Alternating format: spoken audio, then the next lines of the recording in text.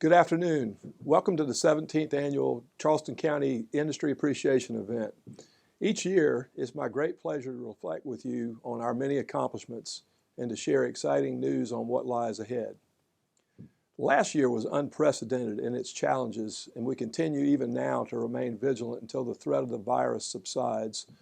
Our thoughts and prayers are with the thousands of people worldwide and those right here in Charleston who have lost loved ones, fallen ill, or suffered economically from the pandemic. We're coming to you virtually this year with a great program that honors and recognizes what makes Charleston County so special, and it's you, our Charleston County businesses.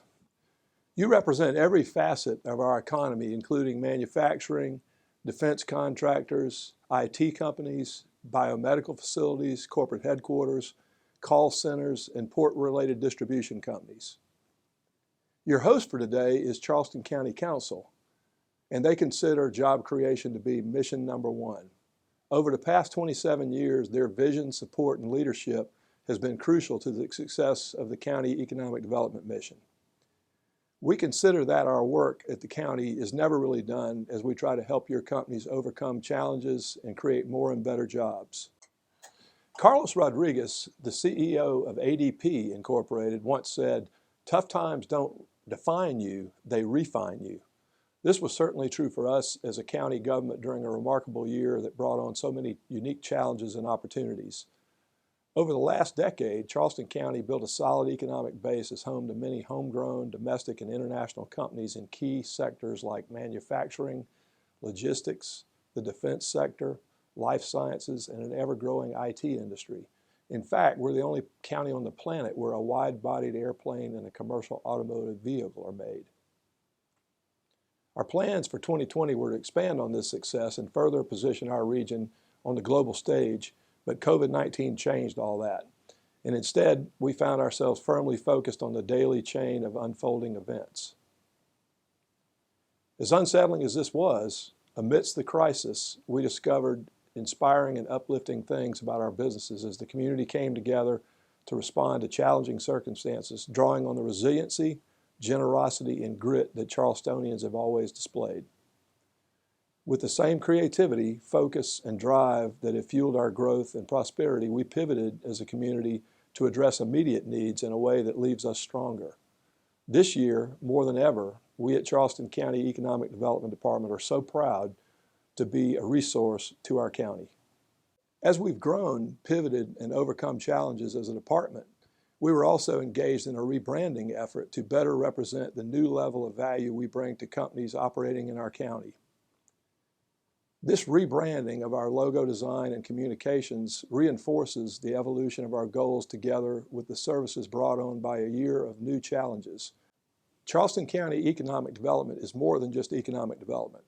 It is helping to define our culture, how the stories of the past and present collide, and how these pieces are intertwined to shape a global economy.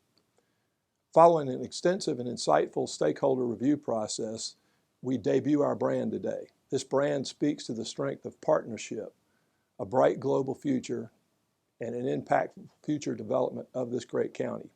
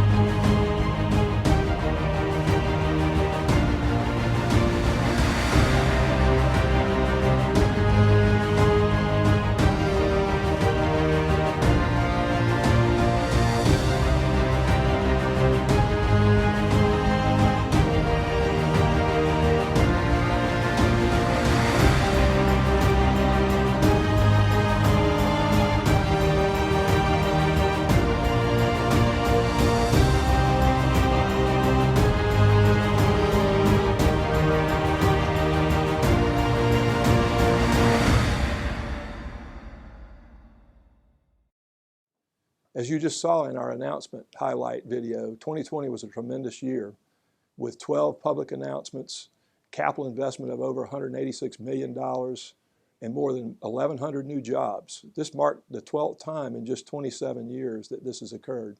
And these relocations and expansions added over $50 million in new annual payroll to our regional economy. I want to personally thank these companies for their confidence in choosing Charleston County. PRC Laser, Low Country Kettle, Holy City Linen, Canny Tech Consulting, Day North America, Lineage Logistics, Juliska, Driverge Vehicle Innovations, Vigilant Labs, Defense Engineering Services, Carver Maritime, and Vicor Scientific. Notably, over 2/3 of these public announcements involve expansions by existing Charleston companies. We've said it before, and let me say it again, our foremost priority at Charleston County is to retain and support the businesses already in the county. We do this through our Business Concierge program, headed up by Jennifer Brown. Hi everyone, and happy 2021. I've missed seeing each and every one of our existing industries in person this past year. I know it has been a time of both challenges and rewards. With a year of continuous change for businesses, our office has been steadfast in providing information and timely support. You are now familiar with our Business Concierge program. The pandemic just stepped it up a notch. Our activities took on a new and different direction as the effects of the COVID-19 pandemic unfolded. Beginning in March, we established weekly conference calls with existing industries. These Tuesday touchpoints allowed our team to be the purveyor of ever-changing information. It served as a forum to allow you, our business leaders, to ask questions of Charleston County Emergency Management, as well as the South Carolina Department of Commerce. The greatest outcome was sharing of best practices and allowing companies to talk to each other. We all experienced information and resources coming from many directions. We created a page on our website specific to COVID-19 links and resources from SCDHEC, the Department of Commerce, Department of Employment and Workforce, and our municipal allies. It proved useful to have this all easily accessible in one spot. While working remotely, our Business Concierge division became a virtual help desk, working with SourceSC to assist companies with getting masks, gloves, and sanitizing solutions. In addition, we connected a few existing industries back to SourceSC as they began to manufacture PPE. More on that in the next segment. Speaking of masks, throughout the spring and summer, we partnered with Explore Charleston to distribute 10,000 KN95 masks at no cost to our existing industries, as well as the hospitality sector and small businesses. The summer also brought on another distribution effort. We allocated over 500 non-contact infrared thermometers to over 60 companies at no cost, thanks to the South Carolina Department of Commerce and FEMA. We know that both the masks and thermometers were a big help in getting businesses back to operating with the safety of their employees at top of mind. This past year, though unusual, still counted over 150 interactions with you, our existing companies, through virtual meetings or phone calls. Our Business Concierge team continues to work with all of our allies to provide access to resources and services so that each company can reach its full potential. Supporting your needs is our #1 priority. Please allow us to assist with creating solutions, making key connections, and discussing expansion opportunities. We look forward to seeing you later this year. Now, here's Jay Kramer, our existing industry specialist, to highlight some of our COVID-19 impacts. Jay? Experiencing a year like 2020 has made us all more aware and more appreciative of healthcare professionals, educators, logistics, and delivery drivers. A big thank you goes out to all the Charleston County companies and their employees who found a way to keep their doors open through the pandemic. A handful of enterprising organizations and business leaders worked tirelessly to convert their manufacturing operations to produce PPE, sanitizer, and shielding. These specific companies took their machinery, processes, and intellectual capital and retooled for new product lines in response to the pandemic. We are extremely proud to have these companies located in Charleston County and excited to share their story. Brackish, the well-known manufacturer of beautiful, nature-inspired bow ties and fashion products for men and women, has manufactured and distributed thousands of face masks to help fight through COVID-19 Deploying their teammates' skills behind the sewing machines, Brackish began manufacturing masks for frontline healthcare workers. A portion of all online purchases goes to help fund the cost of labor, materials, and distribution to local and regional hospitals in 9 other states. Brackish was given a presidential recognition at the White House's Rose Garden for the hard work and heroism and hope they delivered to the country. Bourne Group designs and manufactures bespoke signage and wayfinding for the most discerning hotels, cruise lines, and office buildings across the globe. During the pandemic, the company leveraged their design team, material knowledge, and machinery to prototype and manufacture face shields for vital healthcare workers at local and regional hospitals. The company dedicated resources to compress lead times to just 7 to 10 days for their face shields. Extremity 3D designs and manufactures custom hardware solutions that protect companies' most important assets, people, tools, and products. They work with some of Charleston's largest manufacturers to provide engineered solutions that bypass tooling and long lead times. Early in 2020, they developed a washable face mask and proceeded to develop a clear anti-fogging face shield for non-medical use. Highwire Distilling is known for their premium, handcrafted, small batch spirits and partnerships with local and regional farmers. When the pandemic hit, Highwire realized that sanitizer was going to be in short supply and wanted to assist the community. Collaborating with Palmetto Brewing, they distilled and donated 300 gallons of sanitizer to fire stations, shelters, and countless charitable programs across the county. Overall, the team at Highwire Distilling distributed over 5,000 gallons of sanitizer to those in need. Kate McDonald Bridal, known for their beautiful bridal gown designs and manufacturing here in North Charleston, took it upon themselves to sew face masks for healthcare workers and first responders. The team of 12 seamstresses sewed about 5,000 masks and donated them throughout the local community, keeping countless frontline healthcare workers safe from the virus. Life Industries Corporation has been in the business of formulating, compounding, labeling, packaging, and shipping various chemical compounds since 1969. A staple in the marine, RV, and aerospace industries, their products ship around the world. Interested to lend a helping hand with their skills and machinery, Life Industries began manufacturing and packaging a line of FDA and CDC-approved sanitizers as an alternative to alcohol-based sanitizer to combat coronavirus. Limehouse Produce has been providing farmed produce and unique products to restaurants in the Charleston area for over 70 years. Operating out of their beautiful, newly expanded facility on Corner Avenue, Limehouse Produce donated 1,200 boxes of fresh fruits and vegetables to the Low Country Food Bank during the early peak weeks of COVID-19 in Charleston. Limehouse Produce also worked directly with local hospitals to coordinate emergency feedings to those in need.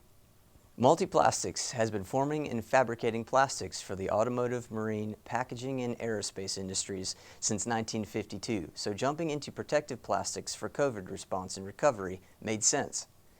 While operations to supply existing customers never ceased during the pandemic, Multiplastics also cut and formed face shields for distribution across the U.S., as well as clear dividers and partitions for use in schools, churches, and businesses across South Carolina.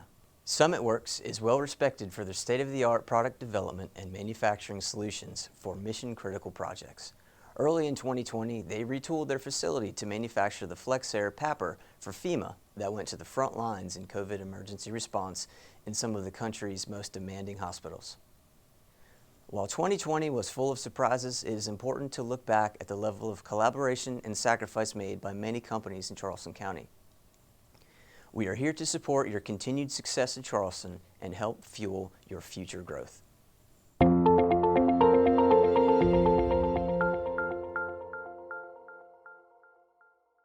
So Urban Electric is a lighting design manufacturing company. We make customized, high-end luxury lighting fixtures primarily for the interior design, architecture space. We make all of our product here in Charleston and have for almost 20 years now. So when we first started, obviously we did most of our business was in Charleston. We started, I should say, in a workshop, about 500 square foot workshop down on Romney Street, and it was me and my wife and a couple of craftsmen. And at that time our business was primarily in Charleston with the occasional out-of-town business. Over the years we've grown nationally and internationally now, so our business is concentrated in places like New York, Los Angeles, Miami, Dallas, Houston, those kinds of Palm Beach, those kinds of markets. But in the last 5 to 8 years, we've really also accelerated our growth overseas. So we sell now, we've got clients in Australia and London and Ireland and the Middle East, and both hospitality and residential.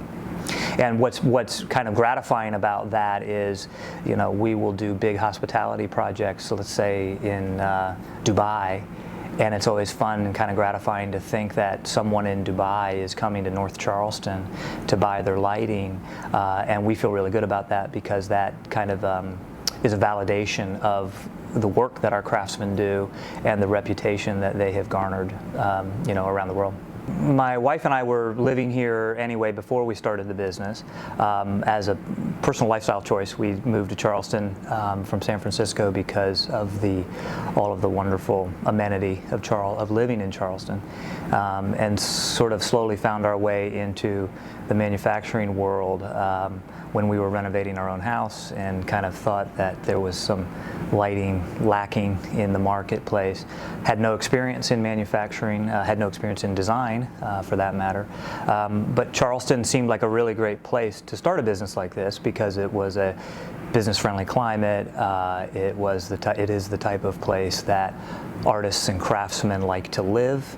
And even back, almost 20 years ago, we sort of felt like it was an environment that would be friendly to this type of business. And this type of business needs a friendly environment. It's swimming uphill, swimming upstream, I should say, kind of all the time.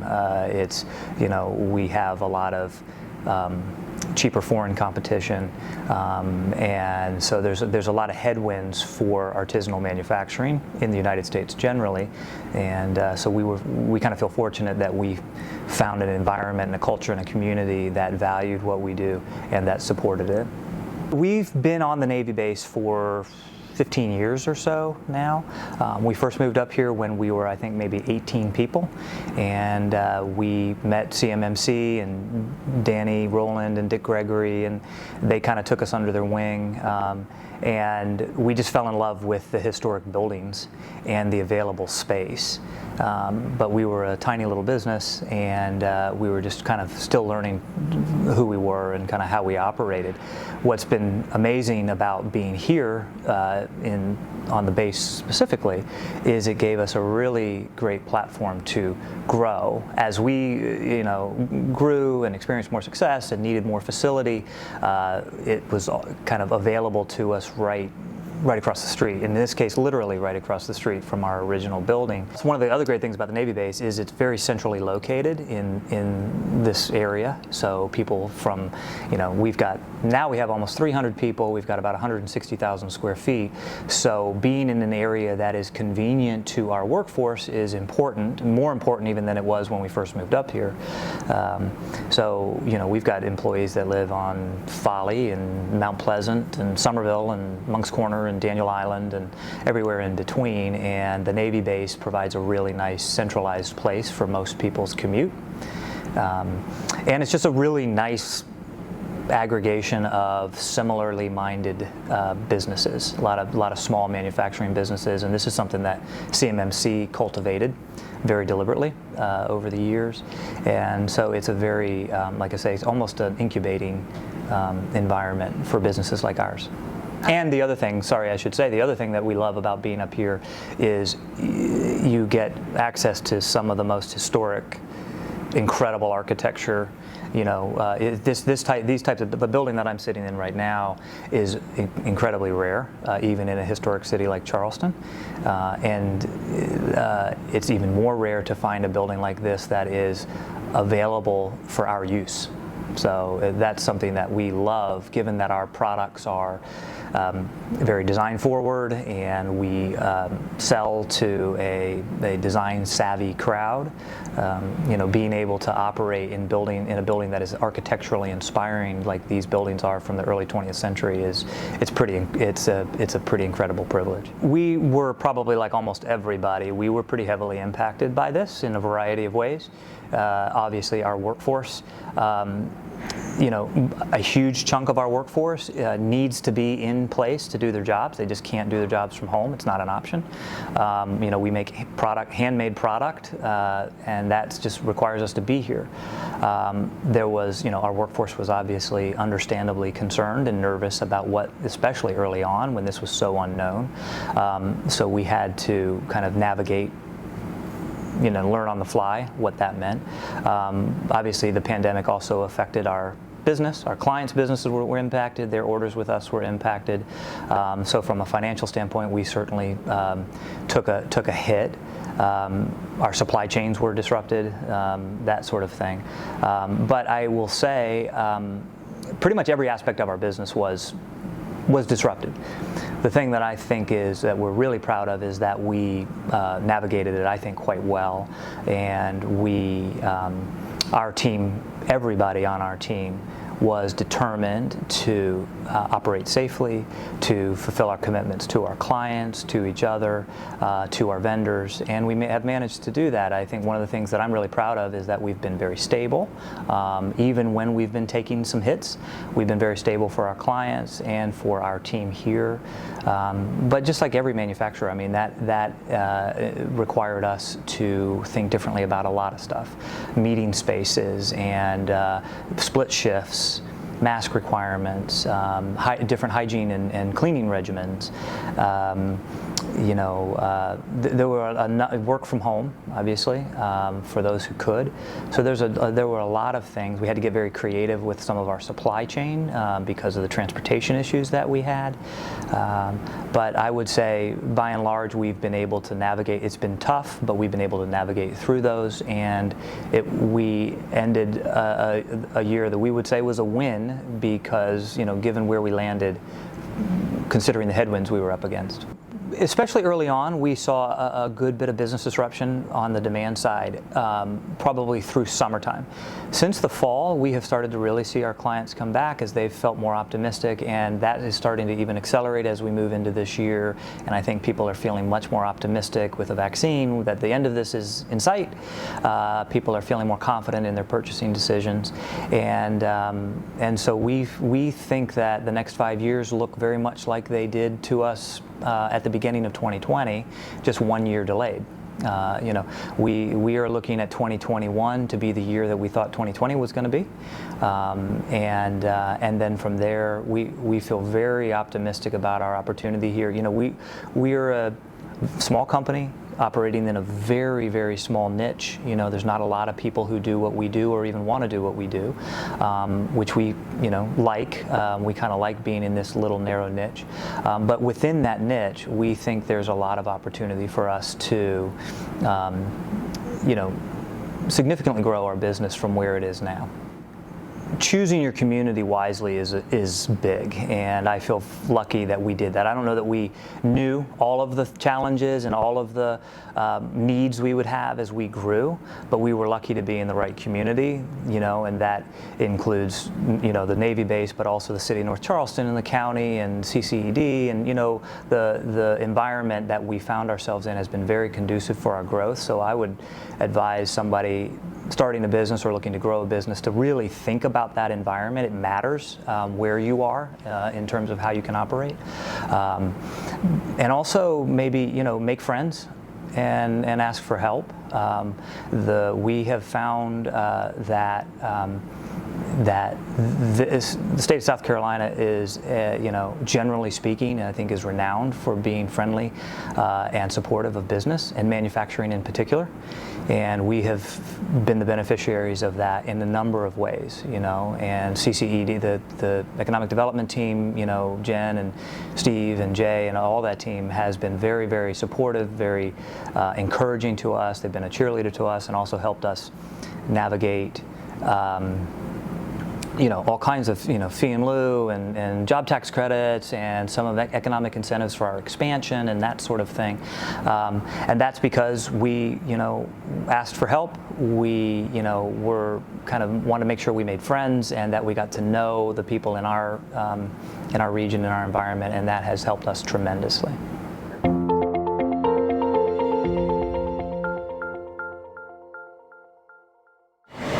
Hi, I'm Drew Toombs. I'm the president of AHT Cooling System USA.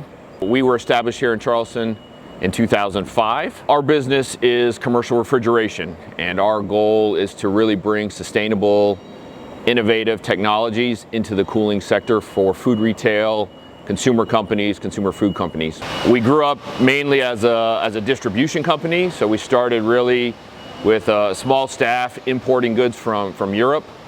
And over time, we've grown into sort of a full-fledged assembly and production facility here to support our customers. AHT Group is around 1,400 people globally. We are one of 14 subsidiaries with our headquarter based in Austria. Our territory covers all sales activities for North America, including the United States and Canada, again with a focus on grocery stores, convenience stores, food package companies.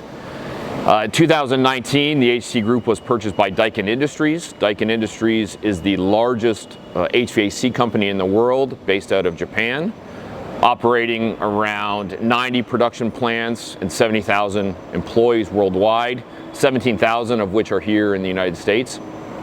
We are the only leading refrigeration entity of Daikin here in North America.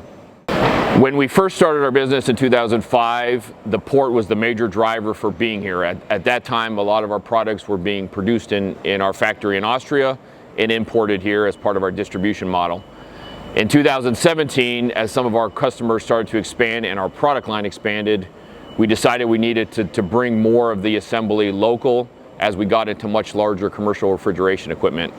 Palmetto Commerce made the best sense, close to the port, so we still are importing products and raw materials and sub-assemblies, and being in Charleston still helps serve the majority of our customer base. So our customers, 60% are active on the East Coast, is where food retail is, and so being on the East Coast and in the Southeast allows us to really serve our customer market the best. Charleston County did really a lot for AHT as we sort of looked through how to grow our business here. We did our due diligence, and we looked at North Carolina, and we looked at Virginia, and we looked at South Carolina, and really where it made sense to sort of expand our business. And in the end, Charleston County supported us with the port side, looking at advantages for tax, how to sort of retain talent and grow and develop sort of the skill sets we needed. And that really sort of, in the end, helped the job of Devin and I to sort of sell Charleston as the leading place for our leadership in Austria. As many companies in our local area and across the world had to change their business operations, we did the exact same. So on March 14th of 2020, we got a global directive to basically only keep the essential employees to our factory and to our production in the facility, and everyone else had to relocate to their home office. So within 2 days, we had basically changed our entire kind of business model and processes and procedures, and about a third of our staff are currently working from home. A third of our staff are based here in the facility, and a third are based across the East Coast doing project business in the construction area. So, you know, it impacted us by changing the entire way we operate. So we went to a lot more virtual discussions, just like everybody else. But we still tried to remain connected to our staff. So we have, instead of our in-person town halls, we have a virtual town hall webinars that we host. We still gather as groups, not just for the daily business, but to really make sure that we stay connected to those employees that don't have that culture here within the facility. So I think we're trying to find new ways to make those connections in more of a virtual environment. And COVID really also had an impact on our customers. You know, Drew mentioned that we're in the food retail industry, and we need to support local grocers with products and solutions that now warrant a new way of them displaying their equipment within their store. So we all, as consumers, are changing the way we shop, and retailers are also changing those programs as well. So we need to be here supporting those efforts and those new trends in the marketplace. So COVID, again, had a dramatic impact, but I will say it's kind of accelerated a lot of the changes that we wanted to do within our business and make it more of a virtual environment to give our employees more flexibility in the way they do their work. So AHT Group, as we look ahead under new ownership and leadership from Daikin, we are focusing a lot on sort of strategic outlooks and 5-year plans. We believe in North America there will be a lot of regulations and impacts to sustainability and environmental concerns, and refrigeration plays a large part in that. And so our role as we grow here, looking at elevating R&D, expanding our production line, adding new production lines in, are all in an effort to sort of support what we believe is a lot of growth in our supermarket customers that have to upgrade and elevate their refrigeration systems to meet upcoming standards. So we really believe that this location, and as we expand in this facility, will really serve us in the next 3 to 5 years to sort of meet the needs of food retail customers. When we look at what Charleston County offers us in the future, I think we're really excited for the Leatherman terminal to open up. The infrastructure supporting that effort by the Port of Charleston will be a really good impact to our business. Infrastructure projects we know are very time consuming, but the fact that port construction project has been on time and looks to be a real game changer for the local area is something that we're looking forward to. I would say that's probably the biggest kind of need that we have in this area, is to keep expanding the port. Will help our business tremendously. We've found as we grow, so growing from 16 people to almost 100 here, I think my advice to any sort of small customer out there that's looking is really there are a lot of resources to help you plan. And I think that as we look to further expand, the support that's available really helps companies or managers like us develop the right plan and the right sort of development and roadmap plan from a human resource perspective, from a facilities perspective, and that really can help sort of fill in some blanks that you as a manager may have questions on. So never hesitate to ask. Support is there, and we always believe in sort of using the network to help us all be successful. We found that in our expansion, if you reach out, Charleston County Economic Development team, they help you navigate the different paths and different ways in which to get resources, not just in Charleston County, but also within the state. So, Drew mentioned when we were looking at our expansion opportunities, we first kind of partnered with the Economic Development team to figure out what types of incentives and resources were available for us. Not just financial, but also in training, and then also lots of other opportunities that the state and the county provide us. So I will say that I think the advice is seek out those resources when you have expansion needs, way before the project really comes to fruition. Start early.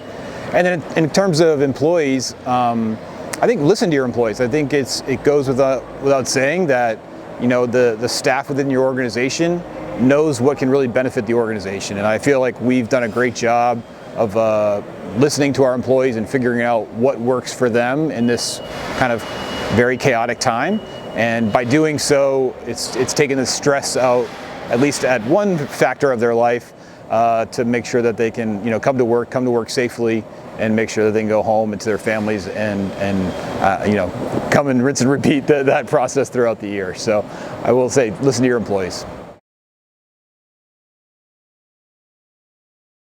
At this time, it's my distinct pleasure to announce our 2020 Ambassadors for Economic Development.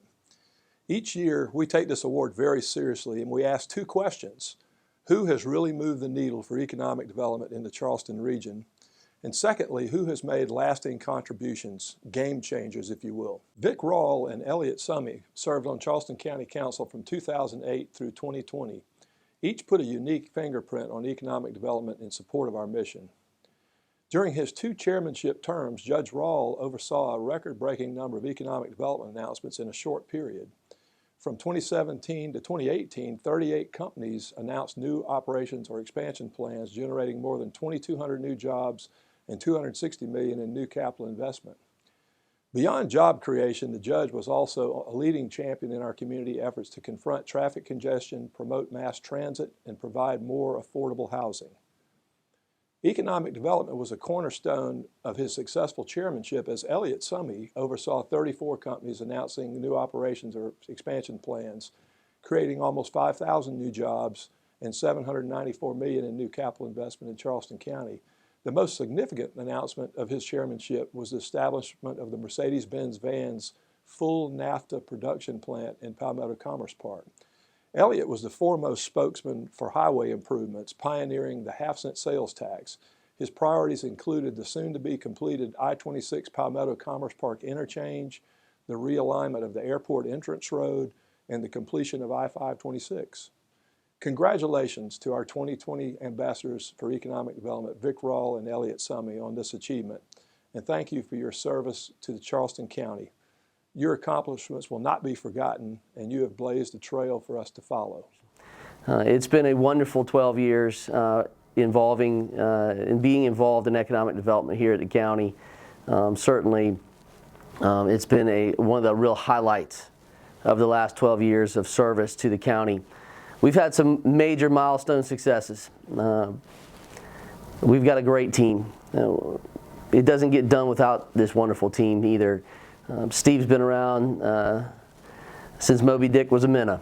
He started with Dad back in the 90s when they started the Economic Development Department, and certainly I got to learn from him and Dad on how this is done right.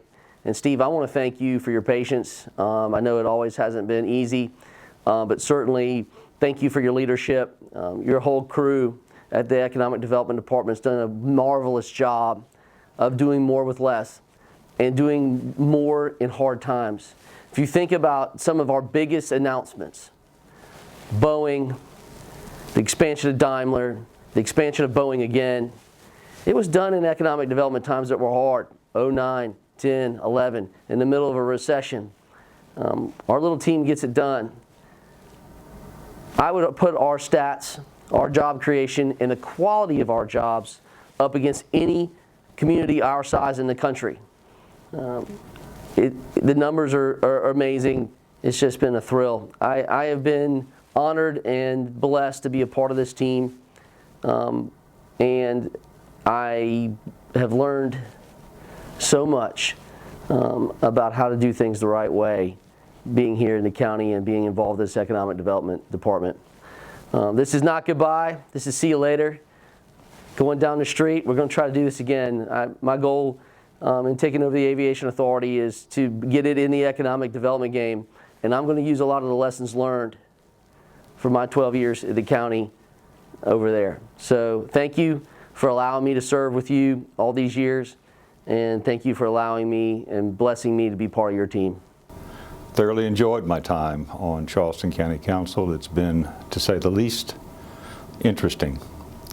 Was elected, or should I say appointed, as chairman of the Charleston County's Committee on Economic Development probably in 2009 or 10, and have been paying close attention there to all of that time. During that time, I've served in the economic development capacity on the Charleston Regional Development Alliance, on the Berkeley, Charleston, Dorchester County of Governments, met with the State Chamber of Commerce many times.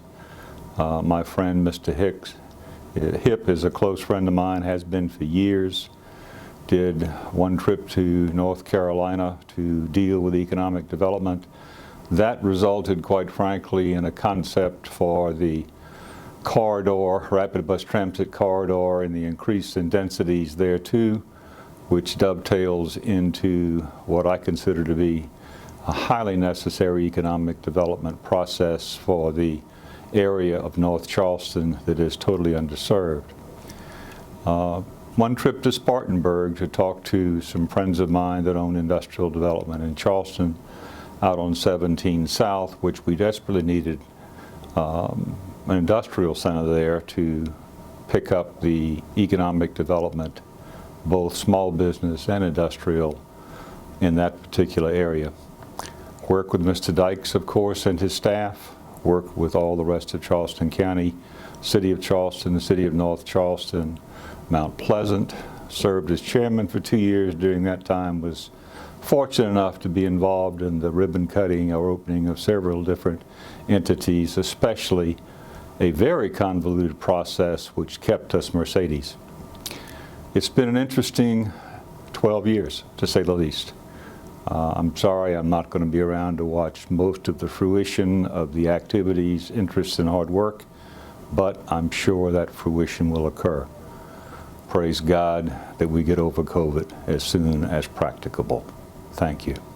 2020 was a year of change in so many ways. We mentioned the departure of Council members Summy and Rawl after a decade of service, but we also lost longtime County Attorney Joe Dawson, who was appointed as a federal judge.